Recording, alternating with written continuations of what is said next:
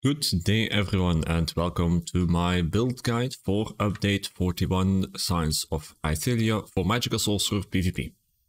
You know it, I know it, MagSorc got quite a lot of buffs this patch, so I'm going to make these guides again, and I'm going to do it the classic way, where I want to go over the different builds that I think are best, where I want to talk about the benefits and drawbacks to the class as a whole, and to different build options, things you can change out. And I also want to talk about some honorable mentions, where I mention some items that I considered using, that I tried using, but that in the end I do not find worth using as well. In this video there will be a lot of information that I go over. There's also a written version on the website where everything is a bit more concise, but there might also be some context missing there as well, of course. This video is going to be purely about the theory crafting and making a build for MagSorc. When it comes to how to play the MagSorc, the gameplay and the commentary and the combos and things like that, I'll make guides to that later on as well. So for now, here's all the important build info for update 41, so enjoy the rest of the video. For starters, I will talk about the changes to the class as a whole. As I said, there's a lot of buffs that happened and also some other changes that affect MagSorc, and I want to list everything up first. Firstly, there's the direct buffs. The biggest one is Hardened Ward. Hardened Ward got a heal on top of its normal shield, and that is the biggest buff to MagSorc altogether, because before Hardened Ward would be a shield under which you would have to heal, but now Hardened Ward is going to be both a shield and a decent heal in its own right as well, which also makes it that often for healing you don't need much else than that. The second change is to Encase, which is now called Vibrant Shroud, which ZeniMax has made into some kind of combat prayer or blessing of protection kind of heal, where it's an AoE heal, and in this case it's also going to apply minor vitality and minor maim to the enemies. This is not as strong as the Hardened Ward when it comes to using as a main burst heal, nor is it as strong as, for example, Arctic Blast or things like that, because it is an AoE heal, not a single target one, but still it is nice to have this additional healing option, especially because there are some strong buffs attached to it. The third buff is to Expert Summoner, where this ability is now going to increase your maximum magicka and stamina by 10% if you have no pets active, and it's going to increase your max health by 10% if you have a pet active. Running a pet is not advisable at all for PvP anymore, so let me get that out of the way. So basically what this means is that now you get a free 10% magicka and stamina, which you did not have before, which is really nice, especially for normal maximum magicka sorcerers who now have a much easier time getting their magicka to a really high point. The next change is not to the class directly, but more to the mechanics of shields, and that's about major and minor vitality and major and minor defile now affecting shield strength as well. Just like it does with normal heals, shields will now be able to be buffed by major and minor vitality, and they will be able to be debuffed by major and minor defile.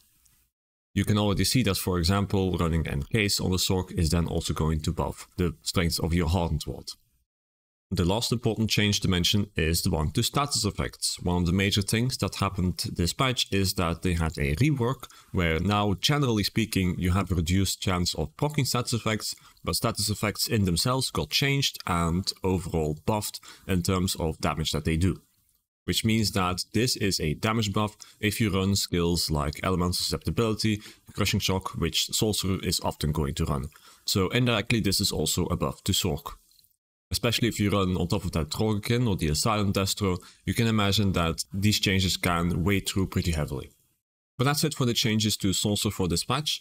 Now I want to talk about the actual builds. So Sorcerer, because of all these buffs, is now a good class. It can compete with the other strong classes like Nightblade or DK. Whether it is stronger or not is something I can't say just yet, we just have to wait as the patch progresses. Personally, I think that now it is together just out there with the stronger classes, which are all together a lot stronger than the weaker classes, for example Necromancer and Templar.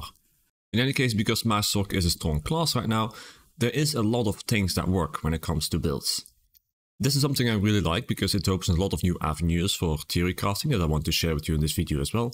But I do follow some basic kind of coat hanger builds most of the time, in which I just change different things out and customize to have more regen, more damage, more defense, things like that.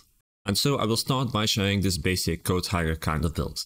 And the theory of that is basically that you have a front bar 5-piece set, a back bar 5-piece set, a mythic, 1-piece trainee, and a monster set. This is a very common setup that you find across different classes, and there's a good reason for that, and that's simply because you can benefit from the highest amount of sets. It's also really flexible for changing out monster sets, mythics, 5-piece sets, and so forth. So what does that mean for MagSorc? It means that, for example, a really good build to start off with is running Rallying Cry, Rash Vitality, 2-piece Mighty Chuden, 1-piece Trainee, and Death Dealer's Feet. I will go over this entire build first, since this is the base with which I start. So on the front bar here I have Rallying Cry, on the back bar I have 5 pieces Rash Vitality, then 2 pieces Mighty Chuden, the 1-piece Trainee which you see right here, and then the Death Dealer's Feet. The traits on this build are reinforced on the heavy curse, and then well fitted on all the other pieces. The armor weights are 5 medium, 1 light, 1 heavy. The jewelry traits are 3 arcane. The enchants on the jewelry are 2 weapon damage, well, spell damage enchants, and 1 magicka recovery enchant. And the enchants on the armor are full magicka enchants, except for 1 which I have kept to a triglyph enchant. On the front bar weapon I have a charged poison enchant, on the back bar weapon I have a defending escapist poison. For the skills in this build I have elemental susceptibility, critical surge, resolving vigor, haunting curse, dark conversion, and temporal guard. On the front bar I have streak, crystal fragments, crushing shock, hardened ward, inner light, and energy overload. For the champion points I have master at arms, weapons expert, deadly aim, duelist rebuff, sustained by suffering, pain's refuge, bastion, and survival instincts. And then for all the auxiliary stuff, I have 64 points in magicka, the race is a high elf, vampire stage 3 is mandatory, the food is bewitched sugar skulls, the mundus is the mage. So with that, the base is covered. This is absolutely nothing groundbreaking because Rallying Cry and Rash Vitality are super common sets, but I will now start talking about why I run certain things, what you can change out, and what kind of different archetypes you can run with this. As you can see the stats here, right now I have 43k magicka unbuffed. When Death Dealer's Feet is fully buffed I will have about 45k-ish. The regen is about 1k magicka recovery and 1k stam recovery. When Rash Vitality is active and the tripods that I run, I will go higher on that as well. Same counts for the spell damage, health and stamina. But a lot can change on that. This build, as I said, fully buffed has 45k magicka. If I change some things out I can have 55k magicka. I can have 23k stam or I can have 17k stam. I can have more magicka recovery, stamina recovery or spell damage, depending on what I wish to do. And in the skills there's a lot of things that I can change as well. For example, as a spam bull here I have Crushing Shock. This is a very good spam bull. As I mentioned, it got buffed because of the stats effect buffs as well. And on the back bar I have elemental susceptibility as my source of major breach, as well as an additional proc of stats effects. If I want to push the damage higher on this build, if I find that with Rallying Cry and Vitality it is not enough yet, then I can run, instead of Rallying Cry, Drogekin on the front bar. Drogekin is a set that goes really nicely with Crushing Shock and stats effects, as all these little procs that those skills do are going to each individually get a damage boost from Drogekin as well. So if you want to have more damage, this is very much worth considering for MagSorc and will work just as fine as having, for example, Rallying Cry and Rash Vitality. All that said, Crushing Shock is not the only spam bull you can run. Another really good spam bull would be Crushing Weapon. You can slot that, have a good spam bull in its own right that has some very interesting mechanics to it as well, and this also gives major breach. Then I can also drop elemental susceptibility and I can run whatever I want here. For instance, I can run Bound Aegis. This is going to give me extra magicka, both on front bar and back bar, boosting my damage and my shield. It also gives me minor resolve, and when I slot Bound Aegis I usually also unslot Resolving Vigor. Because Resolving Vigor is a really good heal over time, but as I said at the start of the video, often Hardened Ward is enough in its own right. So on most builds I will either run Hardened Ward and Bound Aegis, or Hardened Ward and Vigor. Together with Critical Surge, this is enough healing. So doing this swap also leaves me with an open skill slot. I can slot here too whatever I like. I can go with Bound the Storm and then I can drop Mighty Chuden and slot Roxa the Warped instead. This just means I have a big sustain boost and I can drop, for example, the 1 magicka recovery enchant that I have for a spell damage enchant. Alternatively, I can keep Mighty Chuden, and since I have 5 medium armor, I can choose to slot Elude, which is a strong defensive buff because major evasion has a big impact on the amount of damage you take from AoE abilities, and on top of that I also have some free major expedition. When you've made a skill bar like that, where you also swapped out elemental susceptibility, you can also consider swapping out the back bar weapon that you use. Ice Staff is basically mandatory when you use elemental susceptibility because you need a destruction staff, and Ice Staff is by far the best defensive weapon since you also have block mitigation. However, as a sorcerer, when you have a damage shield active, blocking actually does not reduce your damage taken, it only prevents you from being CC'd. That means that if it's possible to change out an Ice Staff to something else, it's definitely valid to do that. And in this case, when I don't have elemental susceptibility, I like swapping to a restoration staff instead. That allows me to use Life Giver as well, which is a really nice defensive oh shit kind of ultimate, similar to Undo but better, because it allows you to tank out a tough situation for a longer amount of time. What this also allows me to do is swap out this flex skill slot where I can put Bound the Storm or a loot, and I can change this to Healing Ward. This is something I like to do when I am in 2vx or 3vx, because together with Life Giver this gives me some better cross healing to help out an ally if needed. When I'm running solo though, I don't really find Healing Ward worth slotting, that's because having just Harmed Ward is often already enough. Another skill that can go here is Vibrant Shroud. Vibrant Shroud, as I mentioned, is a skill that also got buffed to be now a burst heal, and it gives some powerful debuff to the enemy and a buff to yourself. When you cast this, you will also significantly reduce your damage taken, and you will increase your shield size. If you have a good maximum magicka stack with, for example, Bound Aegis, and this will also provide you with minor protection and minor resolve, you become a lot tankier by using Vibrant Shroud on top of that. Another weapon that you could consider running is a bow on the back bar. Especially if you choose to run Hurricane specifically, you already have minor expedition through that, and you can combine that with the bow passive that gives you major expedition after reroll dodge. That way you have a lot of mobility just by having major expedition, minor expedition and streak. Going back to the original build though, with Crushing Shock and all that, and Resolving Vigor instead of Bound Aegis, there's more things you can change out. If you find yourself not tanky enough yet, you can slot out the medium armor for heavy armor. It's going to give you more health, more resistances, more healing, you know, but it's also going to nerf your damage.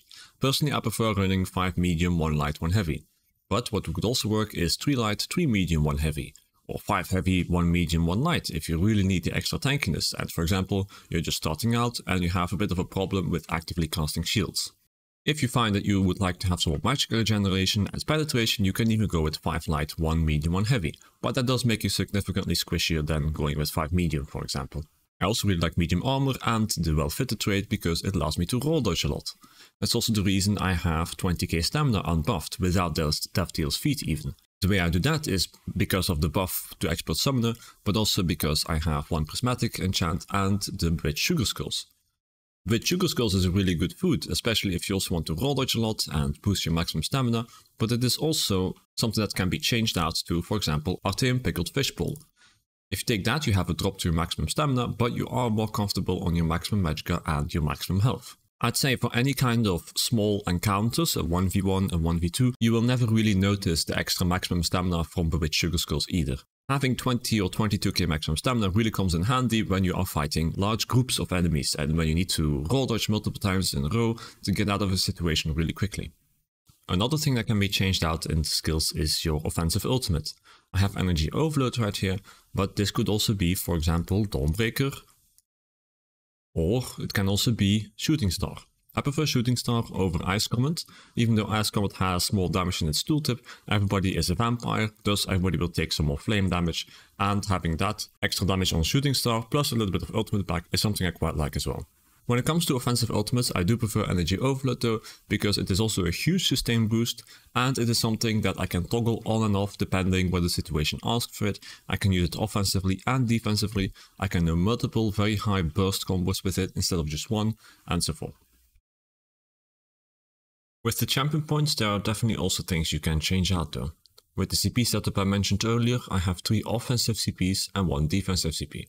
But in case you like tankiness, obviously you can slot more defensive CPs, especially if you are just beginning at PvP and you get 2-shot too much, for example.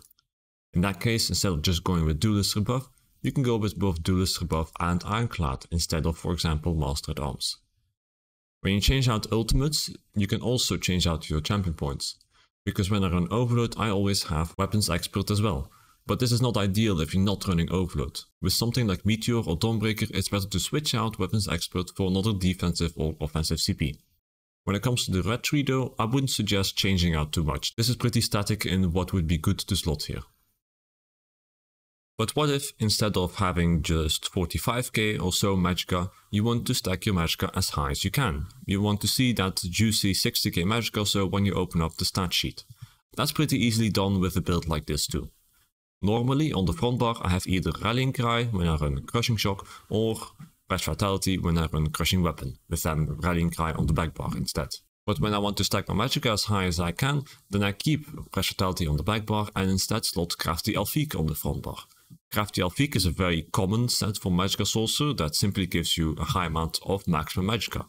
And if you one bar that and slot Hardened Ward and your main damage skills on the same bar, you also get a high benefit from that without really having too much of a drawback from only one barring it. On top of that, here I've also changed out the monster set, which was Mighty Tudor before, to a one-piece Dummy House and a one-piece Magma Incarnate. This is just one of the options you can do. You can also do 2-piece Rocksetter Warps in case you feel like you need more sustain on top of Fresh Vitality, or you can also go with a 1-piece Dummy House and a 1-piece Swarm Mother in case you really want to stack your magicka as high as possible. For that reason here, I've also gone with the Artane's Pickled Fishbowl, simply because here I want to see my magicka go as high as possible. For the traits, it's best to go with Impenetrable on most pieces and then as always a Reinforced Heavy Cuirass. For the skills here too, if you want to have a high amount of maximum magicka, it's ideal to use both Inner Light on the front bar and Bound Aegis on the back bar. In total here my skills will then be Streak, Crystal Fragments, Crushing Weapon, Hardened Ward, Inner Light and Energy Overload, and on the back bar I will have Boundless Storm, Critical Surge, Bound Aegis, Haunting Curse, Dark Aversion and Life Giver, so with the Restoration Staff of Fresh Vitality in this case. The champion points are very similar to before, but you could consider swapping out one of the defensive CPs or offensive CPs to Arcane Supremacy. Arcane Supremacy is going to give you even more magicka. In itself it is not that stat dense compared to for example Master at Arms or Deadly Aim or Ironclad, but it will help fulfill that theme of getting close to or over 60k magicka. If everything else in your build is alright when it comes to the traits, the sets, the skills and the passives, I doubt you will even notice for example swapping out Master at Arms to Arcane Supremacy, except for the even higher stack of maximum magicka you can see on the stat sheet. With these changes you can increase the amount of maximum magicka you have to very high amounts pretty easily. I would not recommend going even higher than that because at that point you will be sacrificing too much in terms of your other stats. You could for example even change your armor traits to have infused with the full maximum magicka enchantments, and that way you can squeeze out another 500 or maybe even 1k maximum magicka. But at this point you also lose a bunch of resistances, which means that you also take significantly more damage on those shields, especially from critical hits. With a build like this, your magicka is very high, but you do still keep a good amount of magicka recovery and stamina recovery, a good amount of health, a good amount of stamina, and also a good amount of penetration with about 5k base and then Major Breach on top of that. And then there's one more setup that I want to share with you that is again based on the same basic build, and that is with another mythic. Death Dealer's Feat, because you now have so much magicka and stamina either way because of Expert Summoner, is no longer really a necessity. You can slot it out for other mythics if you want to. In previous patches this is something I would never have said, but now because Magicka Sorcerer is a stronger class, you can change it out to other mythics if you want to. And, for example, one that I want to showcase here is the Esoteric Environment Greaves. This is a really curious mythic that reduces your direct damage taken by 50% while you're above 50% stamina at the cost of losing about 1k stamina whenever you take direct damage up to once every 0.3 seconds. Basically what this means is when you have above 50% stamina you are a tank. You will have so much survivability, but you will also drain your stamina pretty quickly until you reach 50% stamina. It's a mythic that I don't see mentioned that often for PvP, but I do consider it a pretty good one, especially in small scale kind of situations. If I have to run away from an entire Zerg, I would not run this. But if I'm running, for example, in a 1v2, 1v3 or a 1v1, this mythic can be really obnoxious even to run. Because if you have a high amount of maximum stamina and a high amount of stamina regeneration through, for example, Fresh Vitality, you will have an easy time not running out of stamina. After all, it does not reduce your stamina anywhere below 50%, and if you have a high amount of maximum stamina, especially if you are a Dark Elf, that is at about 12k stamina, which is still plenty to do a break free and a roll dodge and such. So in that sense, for a large amount of the time, you can benefit from the extra tankiness it provides without running out of stamina. What this also means is that when you are above 50% stamina, you don't want to roll dodge or block at all really, because this set is doing the damage reduction for you, so you don't need to do such things anymore. That also means that because you have no more roll dodge to really rely on as much anymore, you are a bit slower. Which is exactly why I don't like this when I need to kite a lot from a large group of enemies, but I really like it when I'm running in a 1v2 or such and I don't really care about kiting. In that sense, I think it's really similar to the old Iron Blood. Long-time viewers will probably remember when Iron Blood was a good set to run. It made you slow, it gave you a snare, but it also gave you a lot of extra tankiness, 30% damage reduction. This is really similar. It makes you a tank, but you cannot rely on roll dodge as much anymore, you are a bit slower, and of course you have a little bit less stamina to rely on, so your flexibility in combat, the ability to do 4 roll dodges in a row, then break free, do another roll dodge and streak away, has been taken away in exchange for a lot of extra tankiness. It's a mythic that I actually do quite like as well. I think it makes gameplay more simple because you don't really roll cancel as much anymore as before. So maybe if you are a newer player and you happen to have this set, it might also be worth a try for the rather obnoxious damage reduction that it gives, especially in smaller fights. I don't know if you will see me running this mythic that much outside of this video and the gameplay I provide here. After all, I really like MagSorc. That has a lot of mobility options to it. But I do want to put this on your radar as an alternative mythic as well.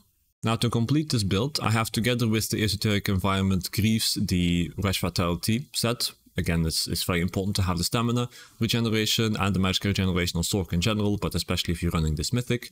On the front bar I have Drogiken, because here I do feel like I need the extra damage boost from it. And then 2 pieces Mighty Tudor and a 1-piece trainee. On the skills, you can see them here. I have Crushing Shock as a spawnable and Elemental Drain. I have sorted out Resolving Vigor to Bound Ages, since I don't want to have any other stamina skills that could drain my stamina, next to Dark Conversions of course, which is a must-have either way, and that way I can have a maximum benefit from the esoteric environment Greaves. So that's a good example of how you can change this build to make it even tankier and to go really wild on the theory crafting. You can also try other mythics, for example Mark and Ring of Majesty, Talk of Tonal Constancy, Left-Hander's Aegis I see going around as well. These are all mythics that are now viable that you can try out on MagSorc, because it is a good class, because you have enough stats either way to try and experiment with things. Also when it comes to the front bar set, you can try and change out things. You can go with whatever proc set or damage set or sustain set that you like. You can run Burning Spellweave, you can run Serpent's Disdain, which also got quite a bit of a buff because of the stats effects changes. You can also go with crit sets even on the front bar. You can even go crazy and go with Precise as well as a trait and run things like Order's Wrath, Gourmand, Medusa or other things like it. Combine that with the Minor Prophecy that Sorcerer already gets, and running 5 medium armor for some extra crit damage, maybe a champion point as well, such as Fighting Finesse, and you can have some pretty high bursts from critical damage as well. So this is also another good option if you want to stack damage, rather than just stacking maximum magicka, or stacking damage through stats effects with things like Crushing Shock and Drogiken. You can change the front bar weapon, which is a lightning staff, and which I always keep as a lightning staff, to dual wield for example, and go with a dual wield Sorc, where instead of going with Crushing Shock, you go with Endless Fury. And then you just try to make a burst with Crushing Shock, Overload and Crystal Fragments, or Dawnbreaker even if you want to. All of what I've mentioned so far are all very valid options, and you can change things out depending on what you like. Now, because this is so many different options, you might wonder, well, what do I prefer? What do I prefer running at all times? And for now, that is the following. It is Rallying Cry on the back bar, Rash Vitality on the front bar, Mighty Tudor, 1-piece trainee and Death Deals Feet, and as a spawnable, Crushing Weapon on the back bar, Elude and Bound Ages. This is, for me right now, my favorite spec. It might definitely change. For example, running Crushing Weapon is not as ideal as running Crushing Shock, since you don't benefit as much from the stats effect changes, but I just really like how Crushing Weapon feels. I've always liked playing with that, and I can play with that. I'm free to play with it because Sorcerer is a good class. But let me reiterate that any other of the specs and changes that I mentioned just now, as long as you stay within kind of a bit the rules and what I mentioned, for example don't run Vigor and Bound Ages at the same time, I think you will have a good setup. Anyway, that's it for Maximum Magicka Sorcerer. Now, MagSorc also has a second, rather common spec, which is the Health Sorcerer, where instead of stacking Magicka, you stack Health. And for that, I'm going to change out my attribute points.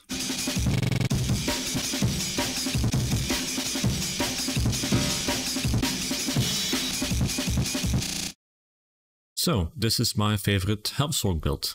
You can see right now I have a lot less maximum magicka than I had before, only 20k, and I have a lot more health, 37k unbuffed, and 19k stamina also unbuffed.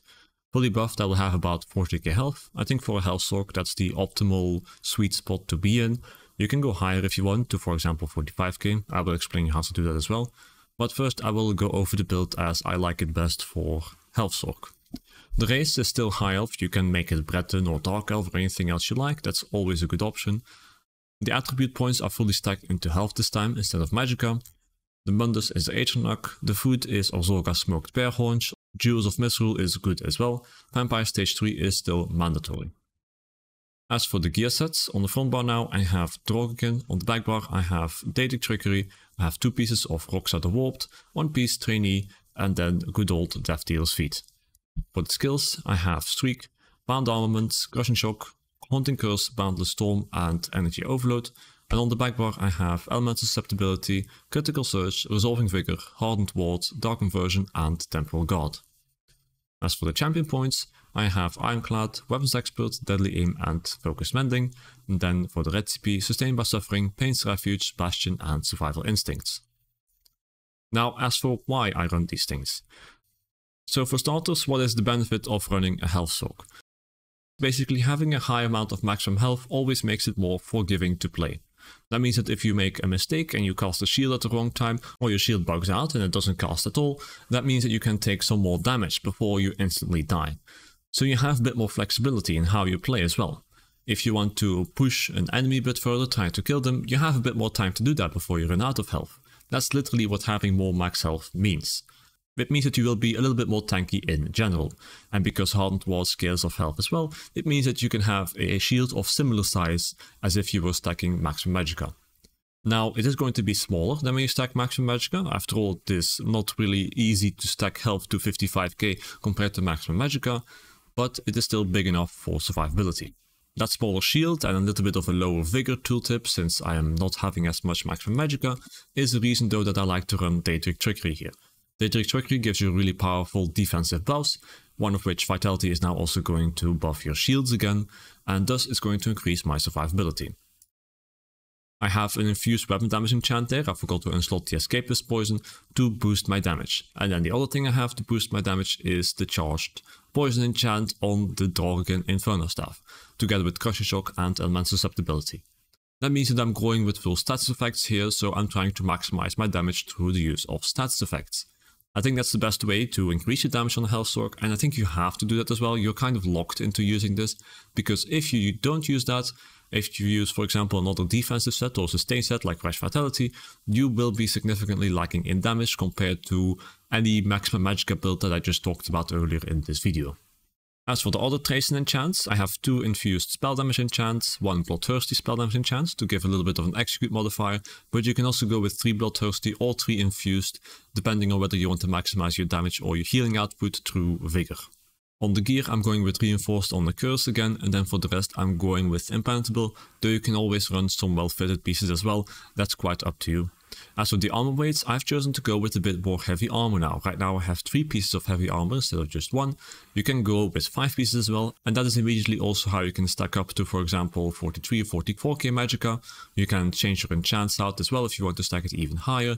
But basically, this is how I also give a little bit of extra tankiness and how I reach the maximum health spot that I like on a MagSorc, because it's not really worth running a MagSorc if you only have 35k health. Now for the skills, I have Bound Armaments here now instead of Crystal Fragments. Bound Armaments is always the more advisable skill to run here if you're not using Bound Ages and when you are running Drogokin. Because this thing is going to deal 4 damage instances instead of 1. It's also going to have 4 extra damage instances of Drogokin instead of just 1, for example, when you're running Crystal Fragments. The potion here is different as well. I don't have Mage Light anymore on the front bar for the Major Prophecy buff. There is no need for the extra maximum magicka on the MagSorc. And I do still have Critical Surge on the back bar, which means that I do have Major Sorcery. And that means that the potion I like running on this setup is the Essence of Immovability with magicka, Major Prophecy and the Immovability. It's quite nice because that makes you tankier as well, of course. It allows you to continue your burst combo or cast Dark Conversion without being interrupted in any way. But that's all I have to explain about MagSorc and about the builds that I like on Sorcerer in general for this patch. Now all that's still left to do for me is talk a bit about the honorable mentions, things that I tried but that I did not like as much. First thing is the Black Rose Prison Restoration Staff. This is a set that I see mentioned from time to time as well, because it is with Healing Ward, which is a skill that works well on Sorcerer, especially if you also want to protect an ally by giving him some healing. But I do not recommend running it with the Black Rose Prison Restoration Staff in itself. First, a little note about Healing Ward. When I run a Resto Staff on the back bar and have a skill slot free, for example because I'm running Crushing Weapon on the front bar, and that means I don't have Element Susceptibility. If, for example, I have Bound Aegis as well, which is now Bound Armament, but let's assume this is Bound Aegis, then if I have a Resto Staff, I can easily also go red and run Life Giver and Healing Ward. That's something that I really like to do when I run in 2vx or 3vx or small fights like that, because it allows me to help out my allies better than when I'm just having no cross healing at all. Now about the Black Rose Prison Restoration Staff specifically, it is a strong buff. Having 12% shield size increase is significant, but the problem is that you're not really going to benefit with it in the way you actually play on the MagSorc. Because when you are shield stacking, which is what you're doing in this case, what you will do is first cast Hardened Ward and then cast Healing Ward. The Healing Ward will be under your Hardened Ward, so to speak, which means that when you take damage, your Hardened Ward is going to be taken down first, and only after that your Healing Ward. That means that you're going to benefit from the healing that the Healing Ward provides constantly, instead of instantly having a reduction in healing due to the damage that the shield takes. The problem is when you do that, you're not benefiting from the Major Vitality on your Hardened Ward, because it is cast first. You could change the order in which you cast shields, so first Healing Ward and Hardened Ward, but as I mentioned, that will just reduce the amount of healing that you get from the Healing Ward, so it is not really any benefit that you gain this way. Another way you can work is by casting Hardened Ward, then Healing Ward, and then Hardened Ward again. But that too is not optimal, because you are replacing the Hardened Ward that you casted over your Healing Ward at first, and you also just lost 12k magicka by casting 3 shields in a row. Generally, that is not really advisable to do. The next honorable mention is the combination of the Asylum Lightning Staff and Drogekin, double bars in this case. The Asylum Staff got a relative buff in this patch because of the status effect buffs, and what it does is that it's going to double proc status effects as well. So for those who don't know yet, stats effects are a thing that you have a chance to proc, but on the Asylum Staff you have a guarantee to proc a status effect. The debuff of those stats effects procced by the Asylum Staff is the same, but it can double proc the initial damage. So you can have a chance to proc a stats effect from your Crushing Weapon. Let's say you can deal the Chilled stats effect, which is going to deal a little bit of initial damage and then the minor maim on the enemy. But if you have the Asylum Staff on top of that, and it happens to be that cast that applies all the stats effects, you have the chance of applying Chilled from your normal Crushing Shock attack and the guaranteed Chilled stats effect from your Asylum Staff. These two buffs are the same, so it's not like you get a double minor maim on the enemy and reduce their damage done by 10%, but the initial damage component, the one that where it deals a little bit of instant damage, that one is going to double proc, which means that you're going to, quote unquote, proc Chilled twice with one cast of Crushing Shock.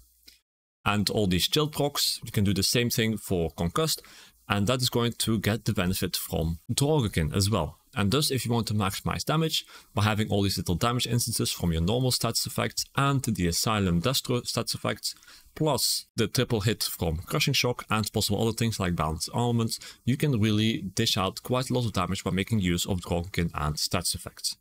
However, I don't really like running it. You can maximize damage with it, but you also make sacrifices for it. Double barring Drogekin is something I don't like. There's different reasons for that. First of all, you have to go with 3 light armor in that case, because one of your jewelry slots is taken up by Death Dealer's Feet, and that's something I don't like doing, because I prefer running medium armor.